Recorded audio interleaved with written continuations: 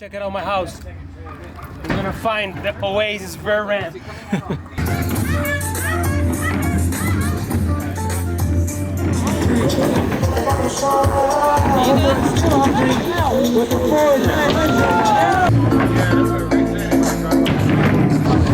Coming up with a double.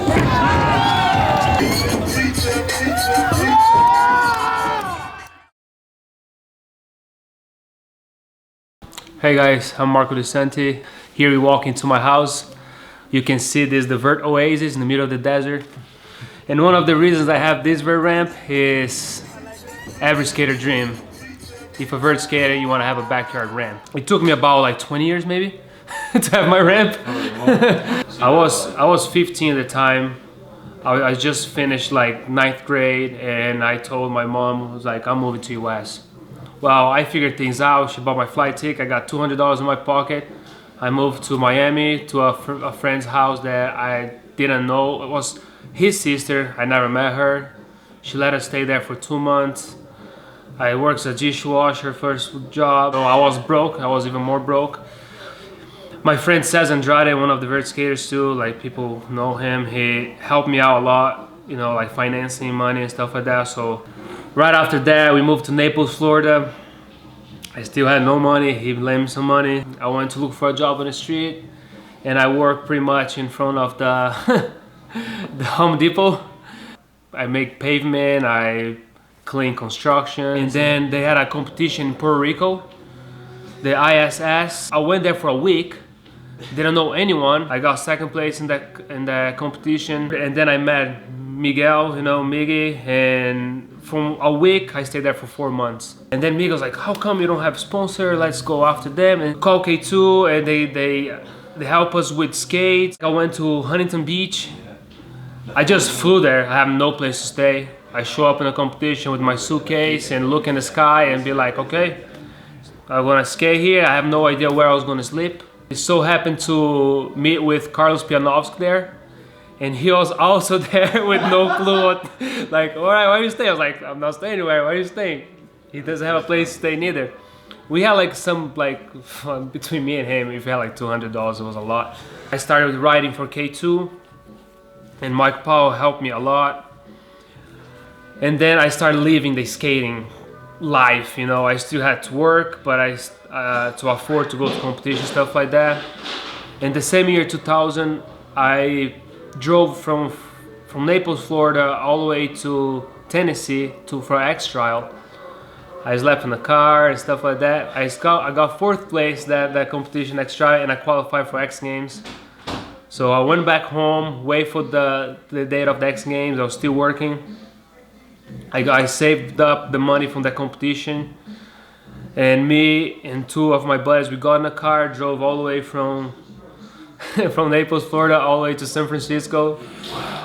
Yeah, because back then the gas was like $1, $1.10, $1.15, so it was way cheaper to go and drive than fly there, you know. And the car was our shelter. So we kept going to San Francisco, and I competed. I got 11th place. Got back in the car and drove back to Naples, Florida. I was 16 at the time, 17. And then things picked up for me. I started like doing demos and competing. Got some sponsor. 2005, ASA becomes LG. I kind of was boycotted by the company, you know. I don't like to talk about this, but whatever, that's what happened. They have the first competition in Moscow. I was not invited. I was very surprised. I was like 2nd in ranking back then, you know. I was the only one that could do, I had like 3 double flips in my runs, and I was the only one that could beat the Astoko brothers. And I was not invited, but then last minute, Ty Chris couldn't go. They invited me to the competition. I go to Moscow, I got 2nd place, and that was my last competition. I got 2nd place, but I couldn't compete anymore. And I didn't understand why. I went to the office, I talked to them, they're like, oh, you have to give a chance to other riders. And then things started falling apart for me. I lose sponsor, like I didn't have demos because they do the competition and the demos. And Cirque Du Soleil was after me. I didn't want to be part of a circuit. I want to compete because I was in my high level. Like I ended up joining them, and it was the same year, 2005, that I did my triple backflip, which was the first triple in extreme sport, which is not really recognized. Now people are doing nitro circus and they like saying, you know, like I did this 10 years ago before people even have like big ramps. And I landed the triple backflip. A week later, I went to Cirque. So like I never had the chance to actually do it anywhere else besides Ultra Camp. Then I was in Cirque. I was like 3 months already, and they invited me to do the World Finals, the championships in Manchester. And I was already like in Cirque. I hadn't skated for like 3 months or so, but I still went, and I got 4th place as well.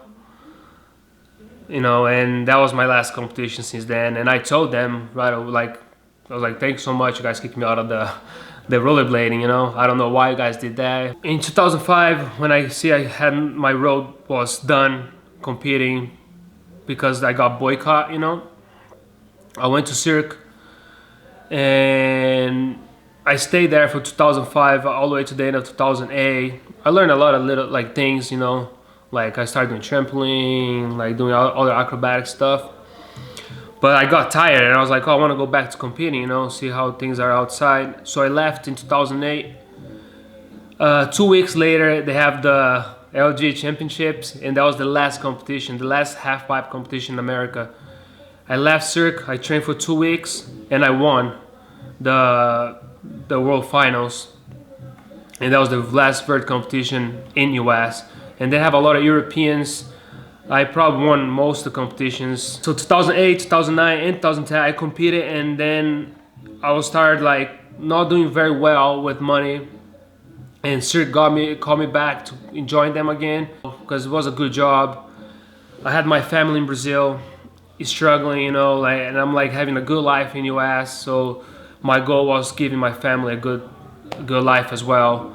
And even the time I met Travis Pastrana at Woodward, and I was between Nitro Circus and Cirque du Soleil, and I did took the safe path, you know. Like I even talked to Travis, like, man, and I would love to be in Nitro Circus, but like it's not consistent enough. Back then, like in 2009, 2010, Nitro Circus didn't have as many shows, and they had no insurance, and to me it was too risky, you know. And those guys are crazy, you know. Like I'm like, man, I definitely can join you, but like I'm not alone, you know. Like I have my family, not a poor family, but like I can say a poor family, I guess.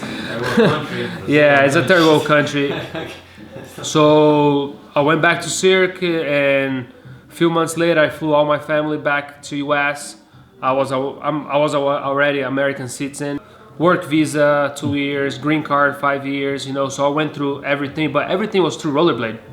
Like rollerblade gave me everything. I have to give like proof that I was extraordinary what I did, you know, and get letters from ESPN and sponsorships, and that's how I got my documents, you know. As soon as I got my citizenship, I flew my family and we opened a Brazilian restaurant. They are doing well now, you know. Like it was very hard for me in the beginning.